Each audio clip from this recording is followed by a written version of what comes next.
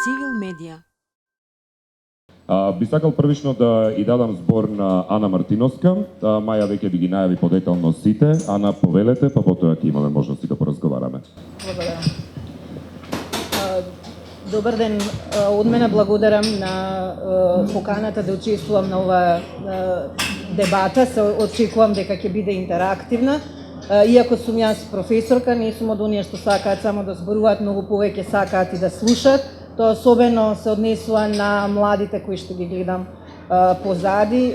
Ми се чини дека заради нив има резон сите вакви настани на кои можеби по 100 пат ќе повторувам едни исти работи, меѓутоа се надевам дека сите заедно можеме навистина да направиме некои промени кон подобро општество кое што ќе биде родово освестено и освестено кон сите видови на различност. Темата на овој панел е ние и вие. Добро е што има и, а нема наспроти, бидејќи темите за родовата еднаквост, иако ние сите како луѓе имаме потреба да се дефинираме себе си преку различноста, односно гледајќи се во зависност или наспроти оној другиот, темата на родовата еднаквост не можеме и не смееме да поставуваме само на оската жените наспроти мажите. Наместо за разликите, многу повеќе треба да зборуваме за релациите, за пристапот кон ресурсите, за активностите на ограничувањата и се разбира она што морам да го потенцирам тука и така наречениот трет род, односно мислам дека сите овие односи мораме да ги разгледуваме и во една поширока слика која што ја надминува бинарната опозиција. Како и секогаш настапувам од една феминистичка позиција, меѓутоа тука морам да направам еден најширок вовед, затоа што ми е малку здодевно да се среќавам со луѓе за кои феминизмот е баук, кои мислат дека феминизмот е грд збор, кои мислат дека феминизмот е нешто што го прават некои жени кои сакаат ги мрзат мажите и сакаат да бидат подобри од нив, кои што сакаат да им ги земат професиите во контекст на ова за што зборуваме денеска или нешто слично. Напротив, феминистичката теорија онолку колку што се однесува на тие разлики меѓу мажите и жените, уште повеќе се однесува на разликата во феминистичкиот концепт за жената, за жените и воопшто за светот кој функционира во таа патриархална рамка, за жал доминантна се уште и денес и овде. Се разбира дека патриархатот не можеме да го обвиниме за се, меѓутоа она што можеме да направиме е значи да ги разгледуваме сите овие теми и во една поширока рамка. Ќе зборуваме значи за жените, меѓутоа треба да знаеме дека истовремено жените од различни класни средини, жените со различна етничка припадност, жените од урбаните и жените од руралните средини, жените со образование и жените без образование, сите тие имаат свој поглед кон сите овие теми, сите тие имаат своји битки за биење и не смееме да се ограничуваме само на една од тие слики и перцепции. Значи, треба да зборуваме за рамнотежата на моќта, за привилегиите кои што ги имаат едни или други, се едно дали се мажи и жени. Треба да зборуваме за контролата. И сега на почетокот и уште една да речам, уште нешто да разјасниме, што се тоа стереотипи. За да ги рушиме стереотипите, треба најпрво да ги препознаваме, да знаеме за што зборуваме. Значи, зборуваме за категоризација на луѓето, за квалификатори, за некаков консензус или некакви колективни знаења кои што важат во однос на една тема. Меѓутоа, тие се секогаш засновани на генерализации, често се ирационални, уште почесто се погрешни. Рефлексијата на тие стереотипи, за жал, оди и во широчина и во длабочина. Ја среќаваме во образованието, во медиумите, во популарната култура, во сите сфери на општеството во кој живееме и за жал ја наследуваме низ генерациите. Денеска, иако во 21. век, ние повторно биеме некои битки кои што нашите баби мислеа дека ги завршија. Повторно зборуваме за жените на работните места, зборуваме за жените и нивното репродуктивно здравје и пристапот кон безбеден и легален абортус. Зборуваме за теми кои што навистина мислевме дека се затворени. Од тука, во моето искуство од работа со млади луѓе, мислам дека главно е да научиме да ги препознаваме стереотипите. Кога ќе знаеме со што се соочуваме, лесно ќе ги кршиме и ќе се охрабриме напред. Во однос на конкретната тема за женски и машки професии, нели, машки мора да биде секогаш во наводници, бидејќи се разбира дека е тоа една смешна поделба која, нели,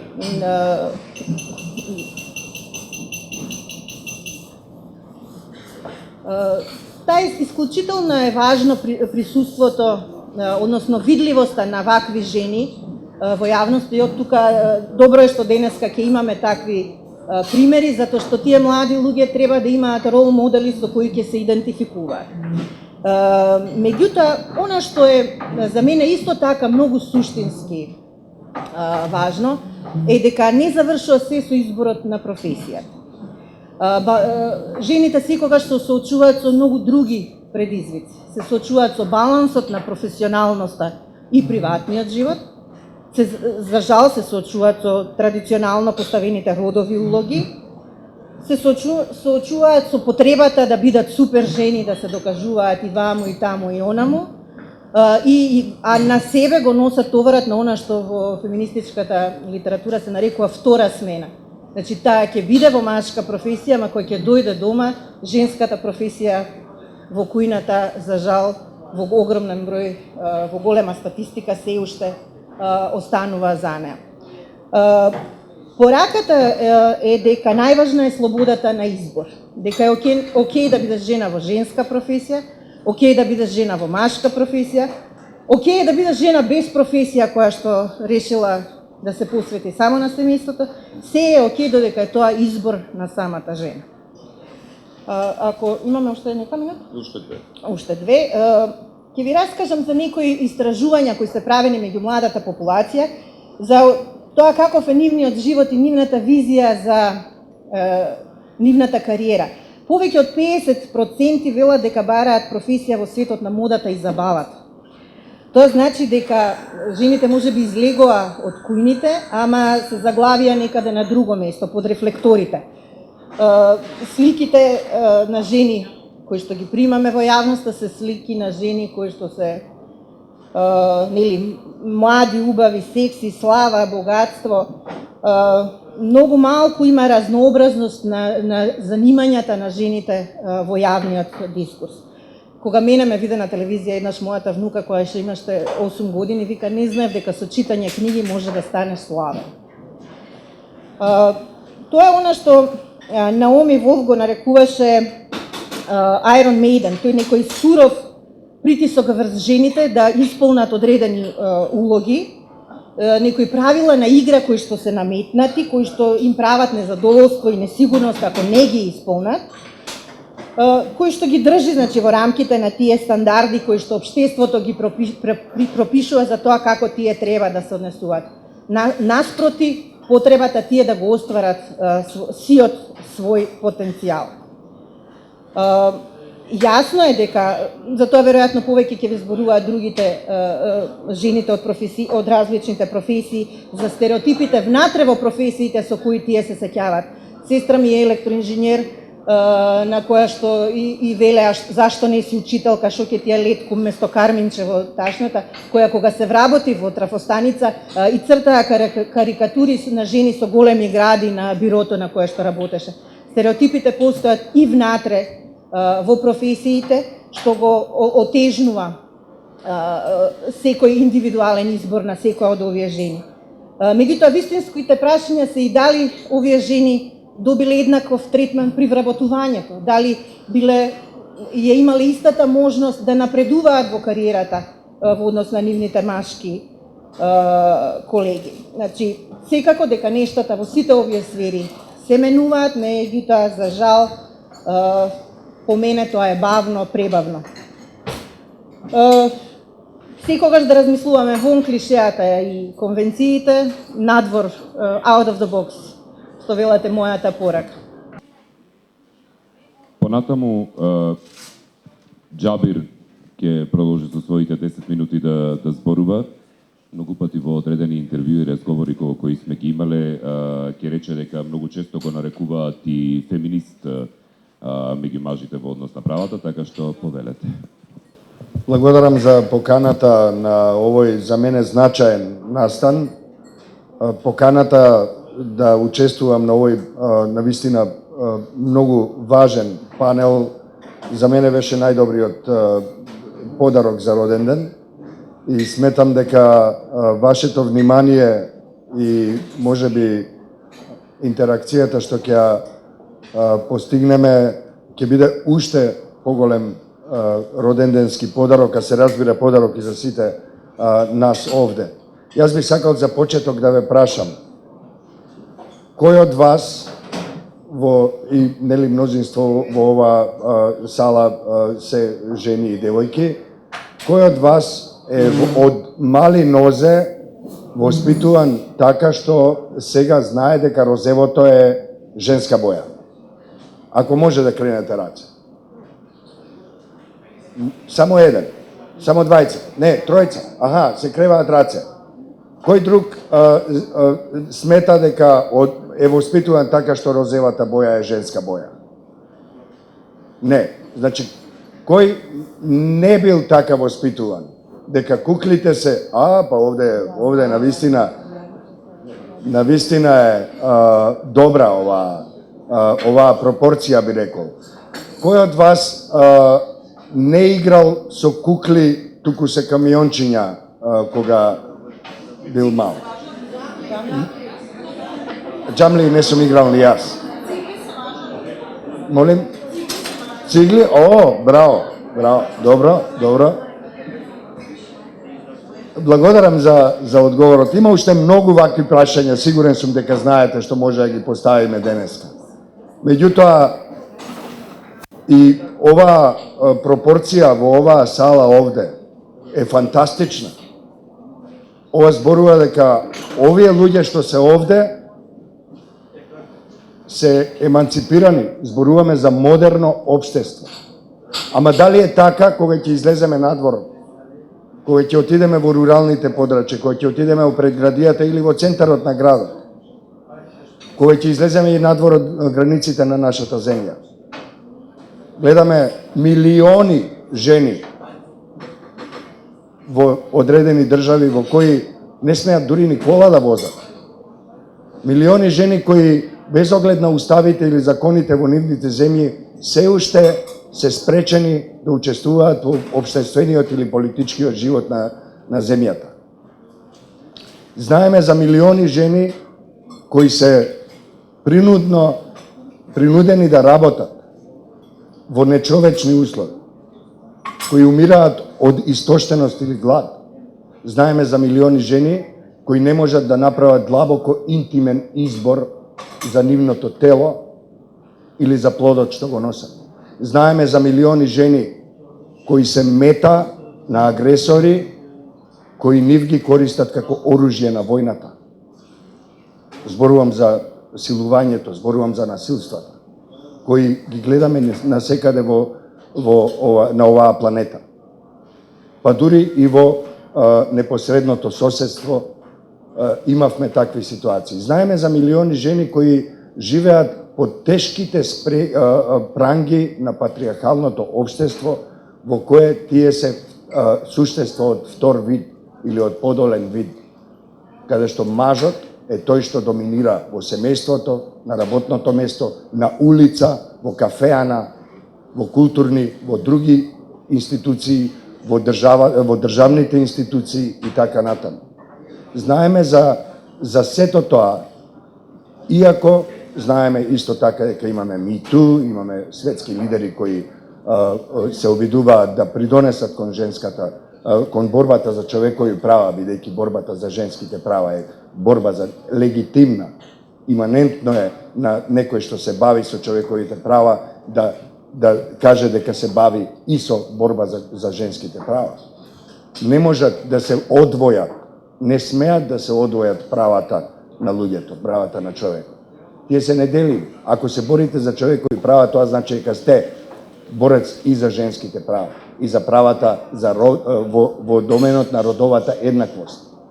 Нели, имаме различни теории, па женски права не се исто што и родови права и така натаму. И со, нели, дисклеймер дека сето тоа го подразбираме во моментот. И исто така еве една актуелна културна ситуација во нашава земја.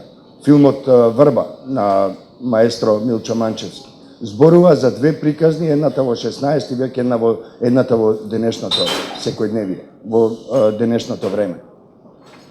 Неверојатно болно многу сличности има тоа што има во првата приказна и во втората приказна. Неверојатно многу тешки детали кои се реални, кои ги гледаме секојдневно на улица, а за кои маестрално се отсликани и во првиот дел, во првата приказна за 16-тиот век. Еве уште едно прашање, кој не го гледал Handmaid's Tale? Handmaid's Tale. Ве молам да го гледате. Јас сум навистина одушевен како оваа утопија, црна утопија, која говори за некое измислено време, можеби во иднина, во едно тоталитарно општество, всушност зборува за тоа што го доживуваат жените и во современиот свет, во едно модерно општество, како што е еве и западното општество. И таму жените имаат проблеми на различни нивоа во различни области. Да не зборуваме за тоа, јас годишно посетувам веројатно со мојата работа веројатно 60-70 можеби и повеќе населени места во текот на една единствена година. Не знаете, навистина, сигурен сум дека не знаете, или дури ни самиот не сум свесен секогаш, колку тешки приказни слушам, гледам или сведочам за нив, во кои се наоѓаат жените во нашата земја. Колку македонски граѓанки се понижени и секојдневно, било да се работи за семејството или за работното место, само текстилните работнички ги спомнам доволно ќе ви биде, се наоѓаат во крајно незавидна ситуација. И сето тоа, драги другарки и другари или дами и господа, сето тоа, според моје цврсто убедување, е овозможено токму од институциите. Вие ако ги погледнете пропорциите во нашата земја, како во претходните години, па дури и сега, ако погледнете дека од 81 човек кој држи градоначалничка позиција, имате само 6 жени, тоа е нешто, 6 жени, тоа е нешто што не е во ред. Ако погледнете дека од 120 пратенички и пратеници, само 43 се жени, а зборуваме за 50-50 застапеност, зборуваме за тоа дека во нашата земја 51 и нешто посто се жени, според еден многу древен попис што го имавме.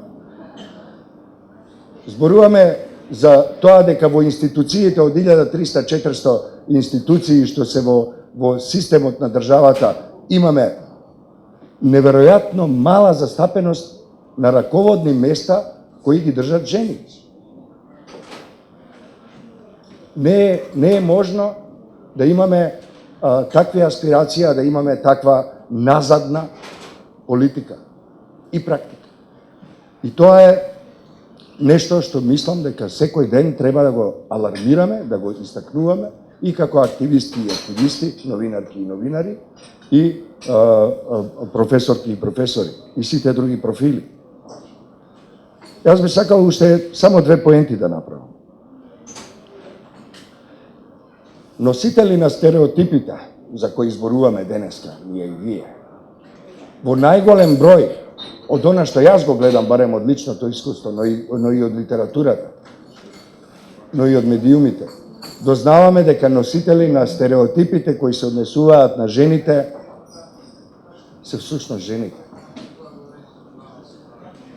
Жените се тие кои се согласуваат и го носат бремето и го наметнуваат на другите во својата околина, почнувајќи од своите деца, кои ги прават жртви на стереотипите. Не велам дека се одговорни и виновни за тоа повторно машкиот свет, институциите, културата, образованието, тоа ми е следната поента, го прават такво општеството што жените стануваат најжестоките носители на стереотипите, на предрасудите, на насилството врз жената, психичко или физичко, економско и така натаму, истоштување или малтретирање. Втората поента ми е образованието, точно. Затоа и така и почна со прашањето розева боја. Во училиште, па дури и во градинка, не во училиште, децата учат дека розевото е женска боја, а синото е машка боја, дека барбиките се женски играчки, а камиончињата се машки играчки. Во најголем дел. Во најголем дел го гледаме ова општество во кое верските институции, верските заедници се премногу видливи и тешко некако се одвојуваат од државата, а по устав се одвоени од државата. И се разбира, на крај сакам и нешто лично да споделам со вас. Јас секој ден учам, буквално секој ден учам, како да се борам против стереотипите. Неодамна во една месенџер комуникација што имав со моите колешки, научив нешто друго за една друга област, меѓутоа не се воздржав пред себе да кажам аха, сгрешив, еве ми стереотип. Го уловив и веднаш го отстранив. Секој ден учам како да бидам подобар човек, homo sapiens. Секој ден. И секој ден наоѓам по нешто кај себе, што можеби не би требало да биде таму, затоа што основата ми е таква каква што декларирам дека е и каква што верувам и таква ја живеам. Не бев секојаш добар човек. Не бев секојаш ни добар маж. И веројатно и сега не сум доволно добар. Меѓутоа, секој ден се обидувам да учам и да станам подобар. Со оваа мисла ве поздравувам, ви благодарам и ги очекувам ваше. Да замолам Снежа да ни се обрати со своето поведение. Благодарам многу и чест ми е што сум меѓу вас на еден ваков настан. Ако ја гледам сликата спроти мене новинарски или преку камерата, имаме една слика која за жал многу ретко ја гледаме во Македонија кога одиме на настани. И вие сте сведоци кога гледате телевизија од неки настан, било да е состанок на представници од Стопанска комора, конференција меѓународна, политички договори и разни настани кои се случуваат меѓу институциите и меѓу државите, ќе видите дека многу ретко гледате жени. Ваква слика е навистина реткост. И тоа е страшно.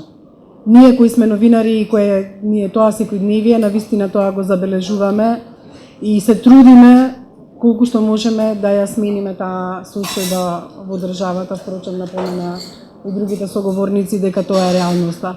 Меѓутоа некојаш не мора да го слушате тонот, доволно да ја видите само сликата и ќе ви биде јасно за какво општество во Македонија се работи. Џабир ги спомена текстилните работнички како една категорија која за жал и покрај тоа што многу често ние новинарите зборуваме за нивните судбини и теми, за жал исто така има впечаток дека ништо не се менува. Последната исповед што имавме од нив на телевизија јавно кажана беше дека има фабрики во кои што се држани работничките под клуч од надвор и не можат да одат ниту во тоалет. Така и во такви услови работат. И за жал после таа сторија не видов дека некој нешто почнува да менува во оваа држава и во оваа општество. На нас новинарите е да кажеме и да покажеме, да ја држиме приказната колку што може повисоко во вестите, меѓутоа и вие сте свесни што се случува во оваа држава, било да е од областа на екологијата, социјалната, човекови права и слично, да искрено да ви кажам и не можеме да постигнеме сите тие битни работи толку високо да ги држаме за да се промени свеста во општеството. Јас ќе ви кажам лична, еве како јас во една професија која што по мене е женска, не е машка, затоа што повеќето се новинарки. Некако мажите се изгубија во нашава професија.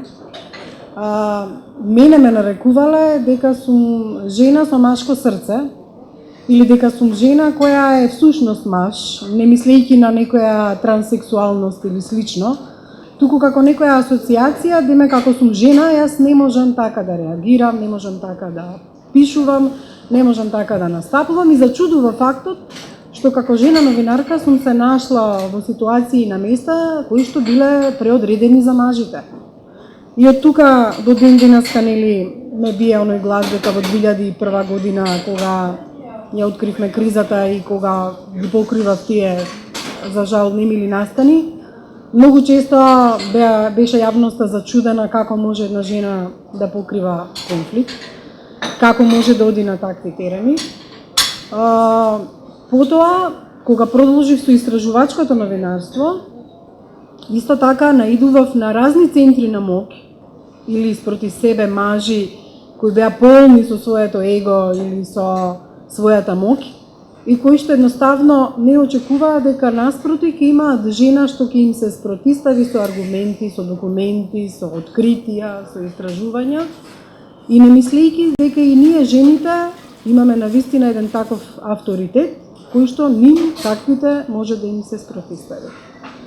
Мене ми е драго што некако сум успеала јавно на телевизија да покажам дека тие биле во грешка и дека тие лошо поминувале, имајќи го тоа его во себе, мислејќи дека ние жените не сме доволно авторитетни, не сме подготвени да им се спротиставиме и за жал тоа било секогаш на нивна штета.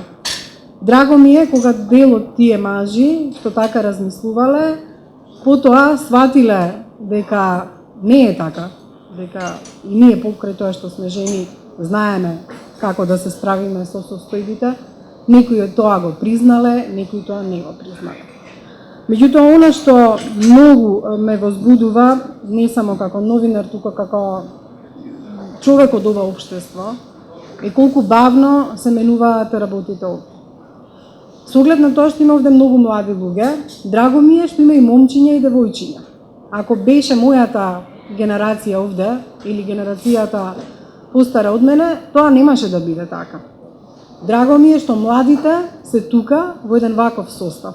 Што едни нови генерации се надевам поинаку ги воспитуваме и поинаку размислуваме. Кога сме кај стереотипите, и јас ќе споделам едно лично искуство. Мене второто презиме ми е Созен, мојот маж е Турчи, од Турција. И нели ние во Македонија се што не чини викаме, ама 5 века турско, тоа не се искоренува така.